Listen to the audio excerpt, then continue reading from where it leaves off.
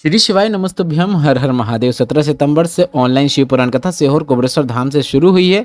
यह 5 दिवसीय शिव पुराण कथा है जो कि 17 से 21 सितंबर 2025 तक आस्था और यूट्यूब के माध्यम से दोपहर के 1 बजे से 4 बजे तक देखी जा सकती है। यह कथा सीहोर कोबरेश्वर धाम में आप पहुंचकर सुन भी सकते हैं। बस वहां पर पंडाल नहीं लगाए गए हैं। पानी या फिर धूप पर आपको असुविधा हो सकती है। आज 18 सितंबर दूसरे दिन की पितृपक्ष की शिव पुराण कथा पूर्ण हो गई है और इस वीडियो में हम आपको 19 सितंबर मतलब कल श्राद्ध पक्ष के विशेष प्रदोष के बिल्कुल नए उपाय की जानकारी देंगे। साथ ही 19 और 20 श्राद्ध शिवरात्रि में आपको कौन सा विशेष और नया उपाय करना है जो कि गुरुजी पंडित प्रदीप मिश्रा जी का बताया है, उसकी जानकारी आपको देने वाले हैं। आपको बता दें, अगर आपने 18 सितंबर की ऑनलाइन श्राद्ध शिव पुराण कथा नहीं सुन पाई है तो संपूर्ण कथा का रास्ता तो आपको इस छोटे से वीडियो में मिलने वाला है, इसलिए वीडियो अंत तक जरूर देखें। बढ़ते हैं आज की कथा की पहली विशेष जानकारी की ओर। कथा शुरू होते ही गुरुजी ने कहा, बोलने से ज़्यादा कठिन है सुनना, सुनने से ज़्यादा कठिन है सहना। आज सभी दूसरे को ज्ञान देने में लगे रहते हैं कि ये कर लो वो कर लो।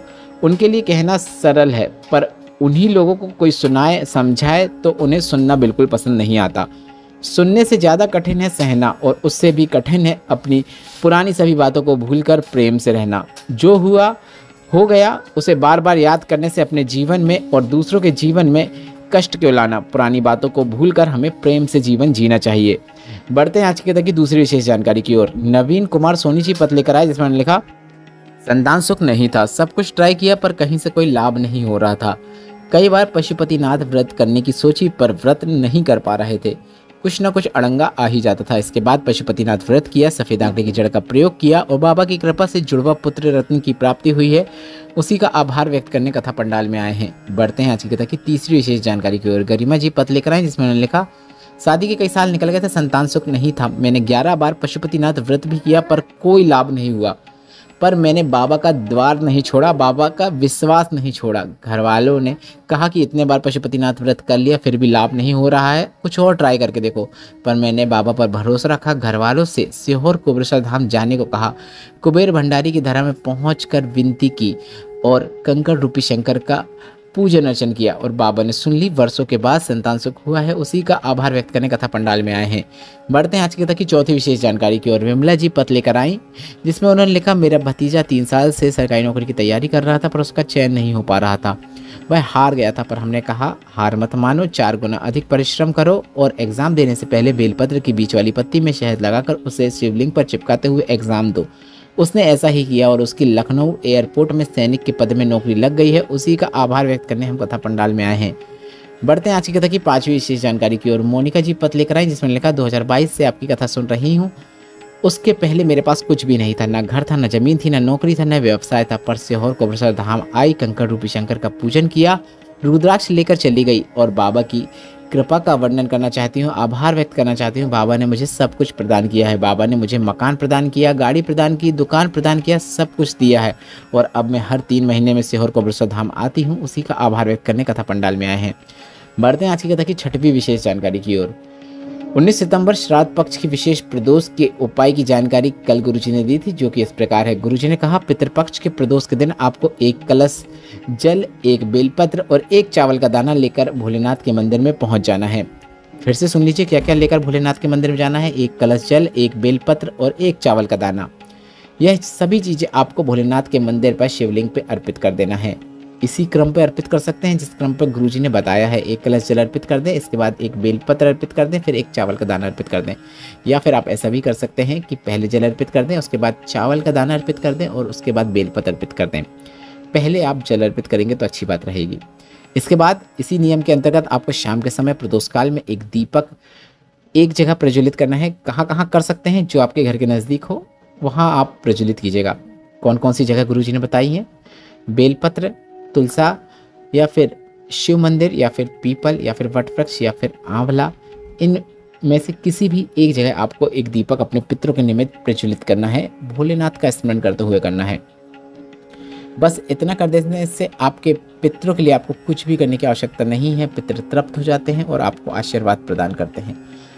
यह दीपक आप भोलेनाथ के लिए प्रज्वलित कर रहे हैं। भोलेनाथ की कृपा आपके पितरों को प्राप्त हो, इसलिए आप इस दीपक को गोल बाती का प्रज्वलित करें। और जो जगह बताई हैं उनमें से किसी भी जगह में आप यह दीपक प्रज्वलित कर सकते हैं। अगर बन सके तो भोलेनाथ के मंदिर में जाकर शाम के समय प्रदोष काल में दीपक प्रज्वलित करेंगे तो काफ़ी अच्छी बात है। जिन्हें पता नहीं प्रदोष काल क्या कहलाता है, उन्हें बता दें सूर्यास्त के 45 मिनट पहले से लेकर 45 मिनट बाद तक का समय प्रदोष काल कहलाता है। इसी समय में आपको मंदिर में पहुँच यह दीपक प्रज्वलित करना है। यदि समय बताया जाए तो 6:30 बजे से लेकर 8:45 बजे तक का, मतलब 6:30 से 8:45 तक का समय है जो प्रदोष काल है। इस बीच आप दीपक प्रज्वलित कर सकते हैं। कहीं नहीं जा पा रहे हैं, घर पे अगर बेलपत्र का पौधा है तो उसमें भी आप यह दीपक प्रज्वलित कर सकते हैं। घर में अगर तुलसा माता है तो वहाँ पर भी आप यह दीपक प्रज्वलित कर सकते हैं। बढ़ते हैं 7वीं विशेष जानकारी की ओर। इस श्राद्ध शिवरात्रि में आपको एक सरल और आसान उपाय करना है जो कि गुरुजी पंडित प्रदीप मिश्रा जी ने श्राद्ध में ही, जो अभी शिव पुराण कथा पिछली ऑनलाइन हुई थी उसमें बताया था। गुरुजी ने बताया था कि आपको एक विशेष उपाय करना है। कोई तुमसे कहते कि तुम्हें कोई बहुत बड़ा रोग हो गया है, या फिर तुम्हारे जीवन में ग्रह बेकार चल रहे हैं, या फिर तुम्हारे जीवन में कुछ भी अच्छा नहीं हो सकता, सब गलत ही गलत होगा, तो आपको इस पितृपक्ष की श्राद्ध अमावस्या में, पितृ अमावस्या में आपको एक सरल और आसान उपाय करना है। भोलेनाथ के मंदिर में जाकर 1 लोटा जल शिवलिंग पर अर्पित करना है। इसके बाद 3 बार चावल के दाने, जो 3 चावल के दाने हैं उनको एक साथ अर्पित कर देना है। इसके बाद 3 बेलपत्र आपको एक साथ अर्पित कर देना है। फिर से ध्यान से सुनिए क्या करना है। सबसे पहले एक शिवलिंग पर जाकर 1 कलश जल अर्पित करना है। इसके बाद 3 चावल के दाने अर्पित करना है। इसके बाद आपको 3 बेलपत्र अर्पित करना है और इसके बाद 3 बार स्वधा स्वधा स्वधा बोल देना है। बस इतना ही करना है। जीवन में जितना भी गलत चल रहा हो या कितने ही प्रकार के दोष क्यों ना हो, वह सभी दूर हो जाते हैं।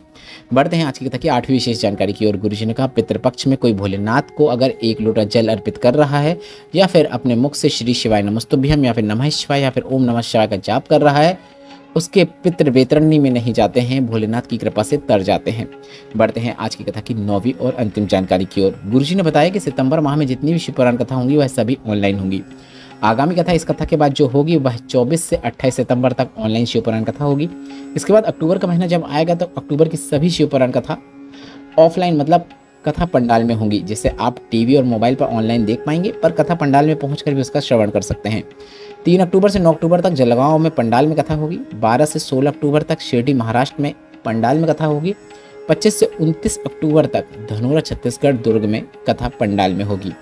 आशा करता हूँ यह सभी कथाओं की जानकारी आपको उपयोगी लगी होगी, तो वीडियो को लाइक जरूर कीजिएगा।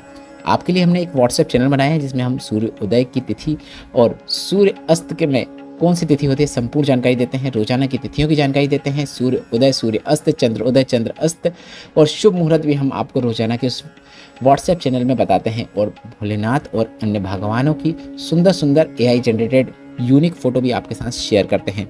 अगर अभी तक आपने हमें व्हाट्सएप में फॉलो नहीं किया है तो कमेंट बॉक्स में दी गई लिंक पर टच करके आप अभी हमें व्हाट्सएप में फॉलो कर सकते हैं, जो कि बिल्कुल फ्री है। वीडियो को लाइक जरूर करें, कमेंट बॉक्स में हर हर महादेव टाइप करें, श्री शिवाय नमस्तुभ्यम हर हर महादेव जरूर टाइप करें, और वीडियो ज़्यादा से ज़्यादा अपने मित्र और परिवारगण के साथ जरूर साझा करें। श्री शिवाय नमस्तुभ्यम हर हर महादेव।